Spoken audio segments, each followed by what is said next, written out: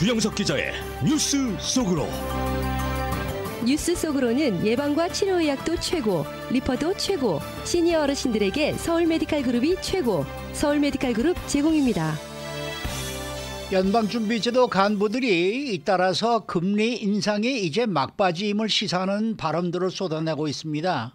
이 금리 인상 시기가 이제 지나갔다는 시그널을 보내고 있는 것으로 관측이 된다는 추측입니다.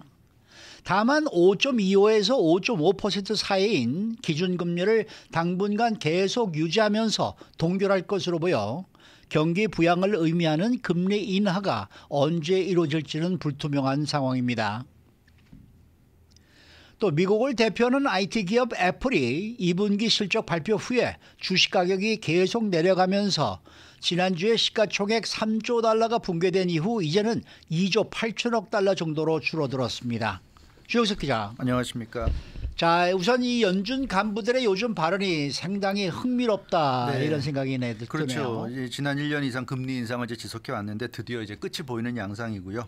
뭐 매파 비둘기파 가릴 것 없이 금리 인상 막바지다. 사실상 금리 인상이 끝났다고 지금 매파 인사들 비둘기파 인사들 할 것 없이 다 이렇게 선언하고 있는 그런 모습이에요. 그래서 뭐 이제는 금리 인상은 끝났다고 봐도 뭐 무방할 것 같습니다. 네. 그러면 구체적으로 연준에서 나온 발언들은 어떤 발언들인가요? 네, 그 라파엘 보스틱 애틀랜타 연방준비은행 총재 매파로 분류되는 인물인데요. 네. 그러니까 지난주 금요일 날 블룸버그 TV와 인터뷰하면서 7월 고용지표 언급했습니다. 7월 고용지표가 이 인터뷰한 당일날 발표됐는데 신규 일자리가 18만 7천 명이 증가했죠. 시장 전망치가 20만 명이었는데 그것보다 훨씬 모자라는 그런 수치였습니다. 그래서 2020년 12월 이후 최저 수치를 기록했어요. 그래서 연방준비제도는 이런 그 고용 시장이 좀 과열된 양상이 좀 자제되길 바랬는데 연준이 바라던 수치라고 할 수 있겠고요.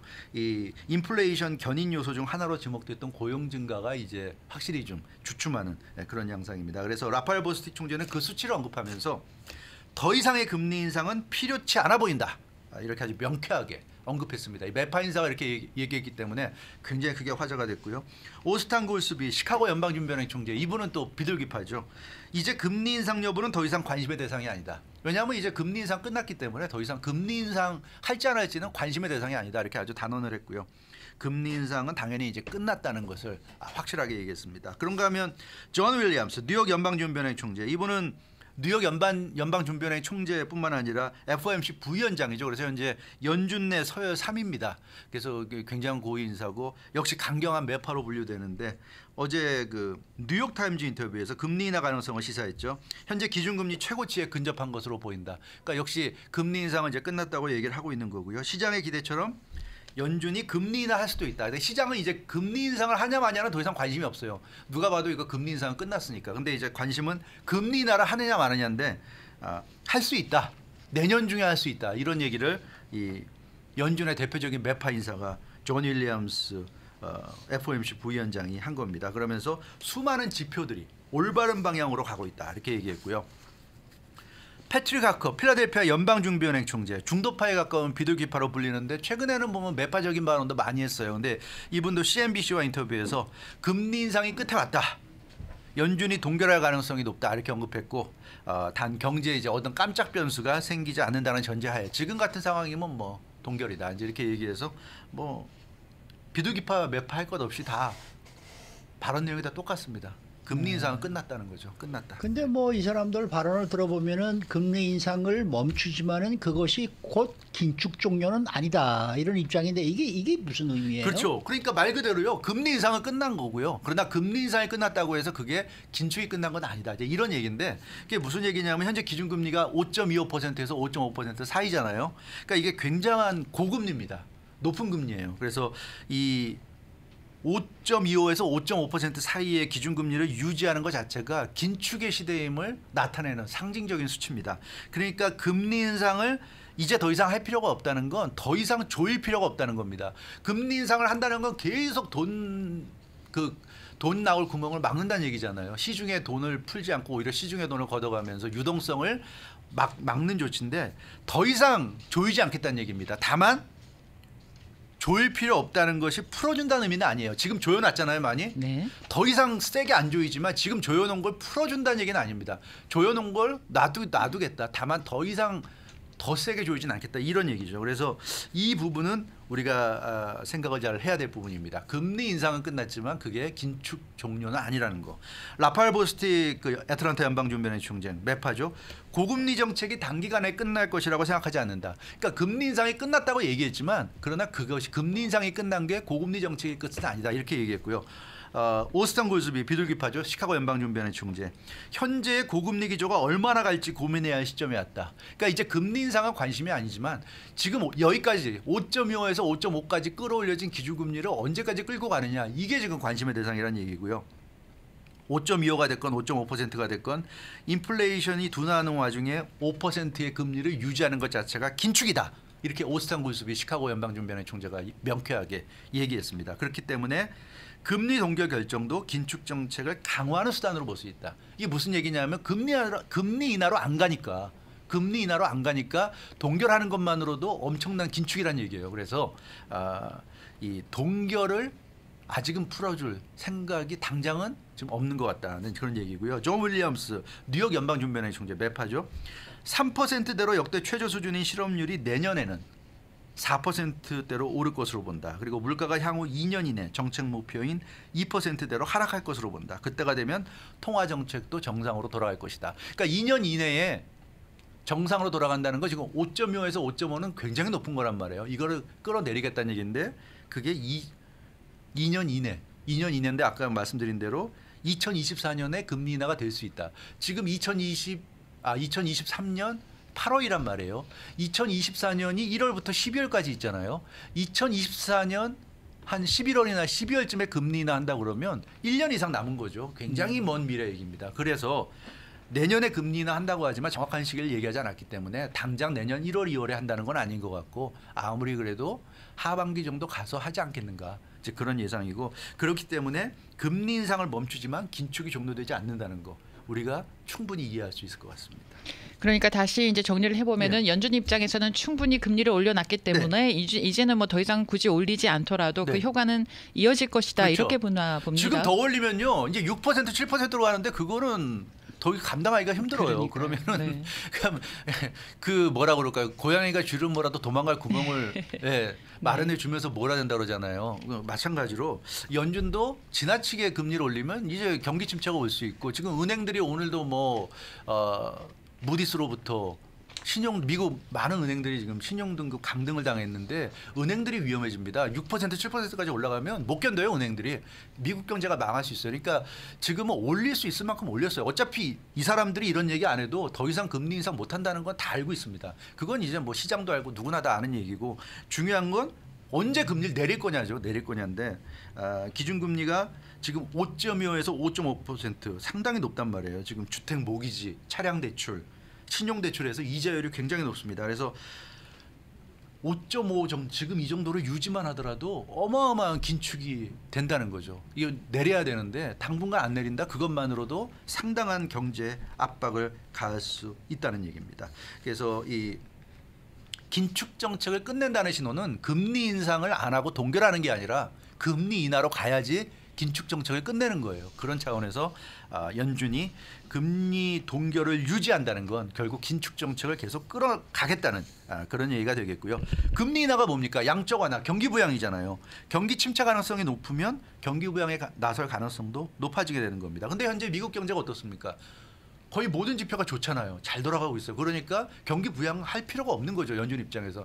당분간 이대로 어렵게 여기까지 지금 금리를 올려놨으니까 일단은 당분간 끌고 가 보겠다. 그런데 그렇지만 만에 하나 경기 침체 기미가 보이고 은행들이 위기에 빠지고 이런 상황이 되면 언제든지 이제 금리 인하로 갈 수 있는 가능성은 열어둘 것으로 이렇게 보여집니다. 따라서 내년 올 하반기나 내년 상반기 경기 침체 가능성이 높아지면 아마 그때쯤 금리 인하로 가지 않을까 그렇게 예상해 볼 수 있을 것 같습니다. 네. 자, 이번에는 애플 소식입니다. 요즘 상당히 안 좋아요. 안 애플이. 좋아요. 네, 2분기 실적 발표 계속 주가 하락세입니다. 8월 3일 목요일 2분기 실적 발표를 했죠. 지난주 목요일 날 했는데 매출이 818억 달러, 예상치 816억 달러보다 상회했어요. 더 잘 나왔습니다. 그리고 2분기 주당 순이익도 1.26 달러. 그래서 예상치 1.19 달러보다 역시 높았어요. 그런데도 불구하고 목요일 날 이제 장 마감 후에 발표됐고 그 다음 날 4일 금요일 날 주가가 4.8% 거의 5% 가까이 급락했습니다. 그래서 주당 181.99달러로 크게 떨어졌어요. 그래서 지난해 9월 29일 이후 거의 10개월 만에 하루 최다 낙폭을 기록했습니다. 10개월 만에 애플 주가가 가장 크게 떨어졌고 시총이 1,600억 달러가 하루에 증발됐어요. 이게 한국 돈으로 209조 원. 애플의 돈 209조 원이 하루 사이에 그냥 날아가 버렸습니다. 허공으로 날아갔는데 그래서 애플이 사상 첫 시총 3조 달러 시대 열었지만 지난 그 4일 시총 3조 달러가 다시 깨졌고요. 어제 또 2%가 하락하면서 시총이 이제 2조 8천억 달러까지 내려가서 계속 지금 애플이 하락세를 면치 못하고 있습니다. 아니 숫자적인 실적은 좋잖아요. 네, 그런데 왜 주가는 떨어지는 거예요? 맞아요. 말씀하신 대로 외형상 실적이 좋은데 네.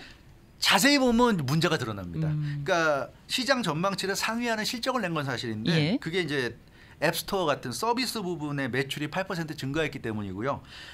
애플의 주력은 역시 아이폰 아닙니까? 그렇죠. 아이폰의 판매가 부진한 것으로 나타났어요. 그렇기 때문에 그런 외형상의 단순한 실적이 전망치보다 약간 더 잘 나왔다는 것보다도 아이폰 실적이 좋지 않다는 데 그 투자자들이 주목을 했습니다. 그리고 분기 매출이 지난해 4분기, 올해 1분기, 올해 2분기까지 지금 3분기 연속으로 하락했어요.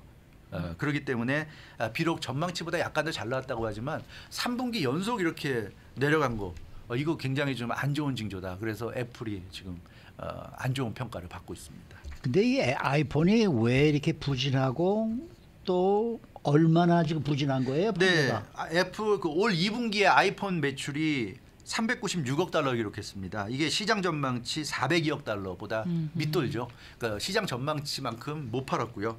이게 왜 그러냐면 세계적인 경기 둔화가 왔잖아요. 네. 그 인플레이션이 오고 뭐 세계 각국의 금리 인상하고 이러다 보니까 돈줄이 말라가고 아이폰 수요가 줄어든 것으로 분석됐습니다. 아이폰은 전 세계 휴대폰, 스마트폰 중에서도 가장 고가품이잖아요. 그렇죠. 네, 그러다 보니까 고가의 아이폰을 구입하려는 사람들의 숫자가 이제 줄어든 거고요. 네, 그것이 아이폰 매출이 기대치에 못 미친 가장 큰 이유로 지금 꼽히고 있습니다. 그 3분기 연속 매출 하락한 것도 앞서 말씀드렸는데 2016년 이후에 7년 만에 처음이었어요. 그래서 고객들이 애플에 실망했고 이게 과연 일시적인 현상으로 끝날 건가? 다음 달에 뭐 애플 15 발표가 있다고 하지만 과연 애플이 또 새 제품 내놓으면 또 확 올라갈까? 이제 그런 부분에 많은 의구심이 나오니까 이제는 그 애플 주가가 지금 내려가고 있는 그런 상황입니다. 그러면 앞으로 전망이 애플의 전망은 어떻게 되는 거예요? 이게 일시적인 현상일까요? 새 제품이 나오면 다시 주가를 회복할 수 있을까요? 그게 관건인데요. 문제는 앞으로 아이폰으로 과연 계속 필요한 만큼 애플이 필요로 하는 만큼의 판매량을 기록할 수 있을지가 의문이란 점입니다. 네. 애플의 핵심은 뭡니까? 폐쇄적인 시스템이죠. 그러니까 보통은 이게 그 호환성이 높아야지 이런 기기들은 좋은 건데 네. 애플은 독특해서 폐쇄적으로 그렇죠. 이 시스템을 만든 게 지금 애플의 신화의 핵심이 됐어요. 채팅하는 거, 뭐 문자 주고받는 거, 애플페이 모든 게 애플을 쓰는 사람들만이 가능합니다. 뭐 아이폰, 아이패드 이런 거 쓰는 사람들만이 가능하고 뭐 삼성 갤럭시라든가 안드로이드 쓰고 이런 쪽은 호환이 안 된단 말이에요. 그렇게 함으로써 불편하지만 그런 불편함이 오히려 내가 애플 제품을 쓴다는 어떤 독특한 문화를 갖게 했고요. 특히 10대들에게 확고한 애플 문화 자리매김하게 했습니다. 그래서 충성스러운 고객으로 길러냈죠. 이 애플 유저들은 메시지 무료 채팅 가능한데 파란색으로 표시하고 안드로이드를 비롯한 다른 폰 사용자들이 채팅에 들어오게 되면 녹색 표시되면서 유료로 전환하고 뭐 이런 시스템을 통해서 차별화시켰어요. 그러다 보니까 독특하게 고객들을 조련하는 방법을 썼고요. 호환성이 떨어지게 만듦으로써 애플만의 고유한 생태계를 구축을 했고 이게 어떻게 보면 이제 성공 신화를 이루었는데 애플 서비스를 받고 싶으면 애플을 사라. 아이폰을 사라. 이게 애플의 메시지였고 그게 받아들여졌어요. 그래서 충성 고객들이 굉장히 많잖아요. 많죠. 애플이. 그렇기 네. 때문에. 예. 그래서 스티브 잡스 시절에는 혁신이 있었잖아요. 예. 애플이 만든 아이폰이 나오면서 굉장한 센세이션이 일어났고 그렇기 때문에 그 혁신이 좋아서 많은 사람들이 애플의 폐쇄적인 시스템을 알면서도 가입을 했는데 지금은 사실 그런 혁신의 시대가 지났단 말이에요. 단순히 기능만 놓고 보면 안드로이드나 삼성폰이 애플폰보다 못할 게 전혀 없어요. 오히려 맞아요. 기능 면에서 더 뛰어납니다. 호환성이 있기 때문에. 그럼에도 불구하고 여전히 이제 그래도 애플인데 아이폰인데 이런 생각을 하는 사람들이 많이 있죠. 그래서 지금까지는 그래도 애플이 유지해 왔는데 과연 이렇게 고물가 시대, 이런 고금리 시대 이런 시대를 맞아서 과연 사람들이 돈을 훨씬 더 많은 돈을 써가면서 아이폰을 사야 할 그런 메리트를 느낄 것이냐 이제 이런 부분이 관건이 될 것으로 보여집니다. 그래서 일부에서 그런 얘기를 해요. 혁신이 없는 애플이 계속 고객들을 끌어당기는 게 고객들에 대한 가스라이팅이다 이런 얘기까지 하고 있어요. 그러니까 실제로 근데 10대 청소년 이런 사람들 보면 애플 제품 아이폰이나 아이패드 안 쓰면 뭔가 좀 어딘가 시대에 뒤떨어진 것 같은데 사실 보면 제품 성능 놓고 보면 더 이상 애플 제품이 더 좋다고 할 수도 없는데도 불구하고 그런 느낌을 줬단 말이에요. 근데 과연 그런 느낌을 앞으로도 계속 유지시킬 수 있을 것인가? 이건 빅 퀘스천 마크라고 할 수 있고요. 아이폰 15 다음 달에 공개되고 출시되는데 지금 나오는 얘기들 보면 뭐 가벼워지고 얇아지고 모서리 둥근 티타늄 세시가 들어오고 이런 게 새로운 모습이라는데 이게 뭐 애플만의 그게 아니잖아요. 그렇죠. 얇아지고 가벼워지는 게 뭐 모든 폰들이 다 그런데 그래서 과연 애플이 앞으로도 혁신을 유지할 수 있을 것인가? 근데 이런 부분에 많은 퀘스천 마크가 지금 들리고 있다는 점에서 아마 애플에 투자할 분들도 이제 많은 생각들을 하실 것 같습니다. 그거에 지금 좀 나타나고 있는 현상이 아닌가. 우리 회사에도 매년 애플을 사고 사시는 분 계시죠. 있죠. 그분 거하고 제 거. 저는 지금 산지 4년이 됐는데 뭐 갖다 놓고 이렇게 양쪽에 놓고 비교해 보면 뭐 달라진 게 없는 것 같아요. 맞아요. 그러니까 네. 그거 뭐 이렇게 비싼 돈을 주면서 매년 사야 되나 뭐 이런 생각이 들기도 하고 그러니까 점점 글쎄 옛날처럼 충성도가 좀 낮아지는 게 아닌가 이런 생각이 들기도 하고 말이죠. 그 무슨 돈이 없는데 뭘 자꾸 이렇게 또 매년 사야 되나 이런 생각이 그렇죠. 들고요. 아무래도 기성세대들은 많이 그렇게 바뀌는 것 같고요. 맞아요. 근데 이제 아직 10대 청소년 이런 쪽에서는 아직 절대적인 애플 충성파들이 있는데 과연 그런 그분들은 세대도 뭐 1년에 한 번씩 그 사과 안 바꾸면 뭐 그냥 못 견뎌해요. 몸살이 나더라고요. 맞아요. 네. 수고 많으셨습니다. 주영석 기자였습니다.